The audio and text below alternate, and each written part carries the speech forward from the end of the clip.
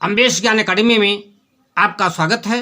मैं उपस्थित हूँ आपके समक्ष कक्षा 10 हिंदी काव्य के साथ।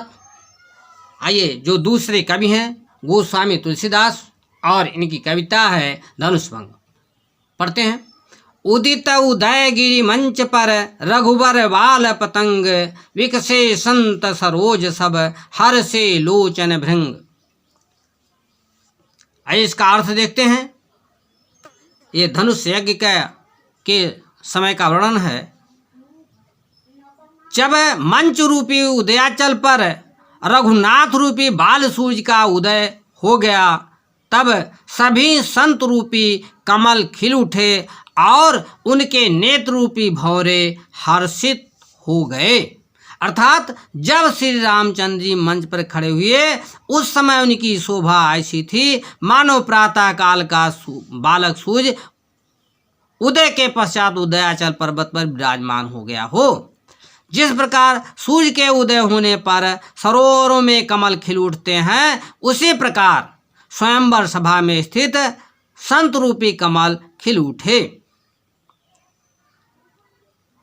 आइए आगे पढ़ते हैं। और नेत्र रूपी भौरे प्रसन्न हो गए। निपन्न केरी आशा निशनासी, बचन नखत अवली न प्रकाशी, मानी महिप कुमुद सुख चाने, कमटी भू, यहाँ कपटी होना चाहिए, कपटी भूप लूक लुकाने, भय विशोक कोक मुनि देवा, बरसहि सुमन जनावहि सेवा, गुरुपद बंद सहित अनुरागा, राम मुनिन सन आयुष मागा, सहजहि चले सकल जुग स्वामी, मत मंजू बर कुंजर गामी, चलत राम सब पुर नर नारी, पुलक पूरी तन भय सुखारी, बंद पितर सुर सुकृत संभारे, जौ कछ पुण्य प्रभाव हमारे, तव शिव धर्म मृणाल की नाई, तो रहु राम गणेश गोसाई। यहाँ तक अर्थ बताते हैं। तो रहु राम गणेश गोसाई।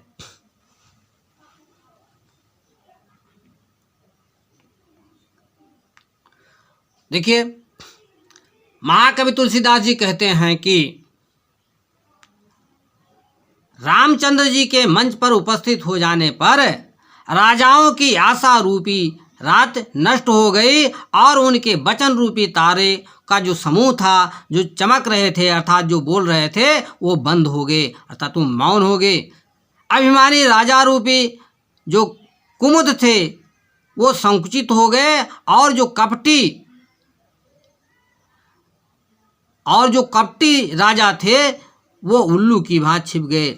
मुनि और देवता रूपी चकवे शोक रहित हो गए। वे फूल बरसा कर अपनी सेवा प्रकट करने लगे। प्रेम सहित गुरु के चरणों की वंदना करके रामचंद्र जी ने मुनियों से आज्ञा मांगी। जो समस्त संसार के स्वामी हैं, रामचंद्र जी सुंदर मत वाले हाथी की सी चाल के स्वभाव में चलते हैं और रामचंद्र जी के चलने से नगर भर के सभी स्त्री पुरुष सुखी हो गए। उनके शरीर रोमांचित हो गए।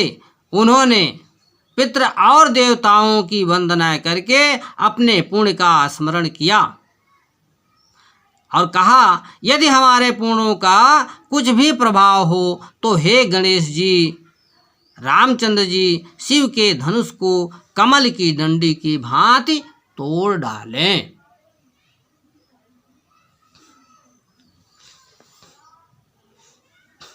आइए दूसरा देखते हैं।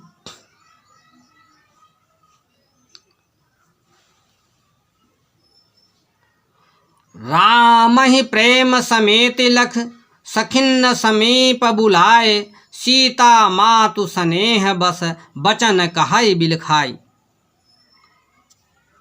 यहाँ देखिए, गोस्वामी तुलसीदास जी कहते हैं कि वात्सल्य प्रेम के कारण सीता की माता सखियों को पास बुला करके स्नेह बस बिलख करके कहती हैं कि हे सखी, बिलख करके कहती हैं। आगे अगले दोहे में,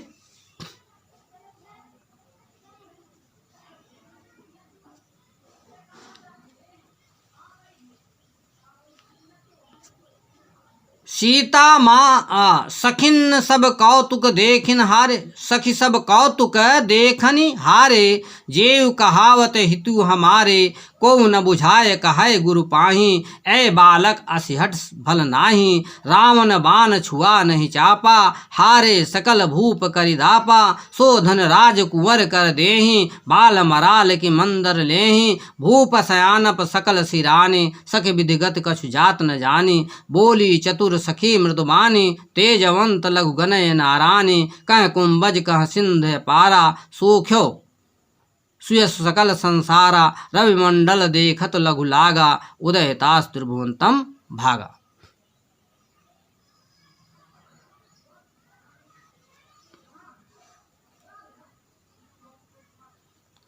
आइए, सीता की माता अपने सखियों से कहती हैं कि हे सखी, जो उत्सव को देखने के लिए आए हैं और जो हमारे मित्र भी कहलाते हैं, कोई भी व्यक्ति ऐसा नहीं कहता है कि वो गुरु के पास जाकर ये कहे कि ये जो बालक हैं इस हठ के योग्य नहीं हैं, अर्थात ये जो धनुष है अधिक कठोर है और ये जो इन्होंने हठ किया हुआ है कि जो धनुष को तोड़ेगा वही सीता को ब्याहेगा। वो सीता की माता कहती हैं, रावण और बाणासुर जैसे महान योद्धा भी धनुष को छू नहीं सके और सारे राजाओं का जो घमंड था वह खत्म हो गया।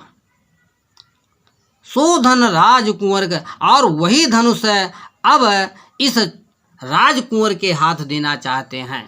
अब आप ही बताइए, क्या बालक हंस मंदर पर्वत को उठा सकता है या तोड़ सकता है? भूप सयानक सकल सिरानी, वो पुनः कहती हैं, इस प्रकार से मुझे मालूम पड़ता है कि राजा की सारी चतुराई गायब हो गई है। हे सखी, अब ब्रह्मा की गति को कुछ नहीं कहा जा सकता।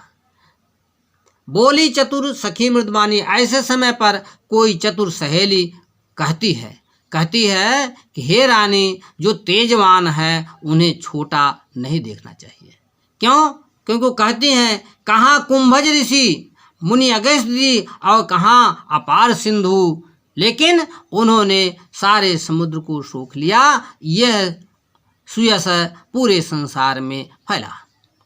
और आगे बताती हैं कि रवि मंडल देखत लघु लागा, सूर्य का घेरा देखने में छोटा लगता है, परंतु उसके निकल आने पर तीनों लोकों से अंधकार भाग जाता है।